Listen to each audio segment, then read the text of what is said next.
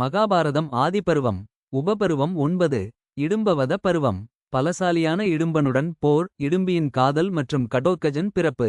பாண்டவர்கள் மெழுகு மாளிகையிலிருந்து தப்பி அடர்ந்த காடுகளுக்குள் புகுந்தனர்.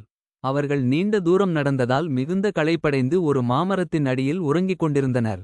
அங்கே பாண்டவர்களை காப்பதற்காக பீமன் மட்டும் விழித்திருந்து காவல் காத்தான். அதே காட்டில் இடும்பன் என்ற பெயருடைய ஒரு கொடிய அரக்கனும் அவனது தங்கை இடும்பியும் வாழ்ந்து வந்தனர். மனிதர்களின் வாசனையை உணர்ந்த இடும்பன் தனது தங்கையிடம் சொன்னான். தங்கையே, அங்கே சிலர் உறங்குகிறார்கள். அவர்களை கொன்று எனக்கு உணவாகக் கொண்டு வா என்று அனுப்பினான். இடும்பி அங்கே சென்றாள். ஆனால் அங்கிருந்த பீமனின் அழகையும் தோற்றத்தையும் கண்ட அவள் அவன் மீது காதல் கொண்டாள். அவள் ஒரு அழகிய பெண் உருவமெடுத்து பீமனை அணுகினாள். அவள் சொன்னாள், இந்த காட்டில் ஒரு கொடிய அரக்கன் இருக்கிறான். அவன் உங்களது உயிரை வாங்கத் துடிக்கிறான். நான் உன்னை நேசிக்கிறேன். என்னுடன் வந்துவிடு, நான் உங்களை காப்பாற்றுகிறேன் என்றாள்.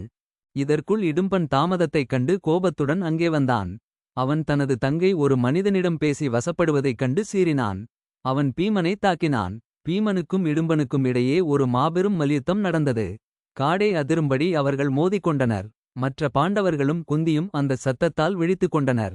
பீமன் அந்த அரக்கனின் முதுகெலும்பை வில்லாக வளைத்து உடைத்து அவனை அழித்தான். இடும்பி குந்தி தேவியின் காலில் விழுந்து வேண்டினாள். தாயே, நான் ஒரு அரக்கனாக இருந்தாலும் உமது மகனை மனதார நேசிக்கிறேன். என்னை உமது மருமகளாக ஏற்றுக்கொள்ளுங்கள் என்றாள். குந்தி பீமனிடம் சொன்னாள், ஒரு பெண் தன்னை விரும்பி வந்தால் அவளை கைவிடக்கூடாது. நீ இடும்பியை மணந்துகொள் என்றாள். பீமனுக்கும் இடும்பிக்கும் திருமணம் நடந்தது. பகல் நேரத்தில் அவர்கள் மலைகளிலும் காடுகளிலும் மகிழ்ச்சியாக உலவினர். இரவில் பீமன் தனது சகோதரர்களுடன் இருந்தான். அவர்களுக்கு ஒரு மகன் பிறந்தான். அவன் பிறந்தவுடனேயே ஒரு வீரன் போல வளர்ந்தான்.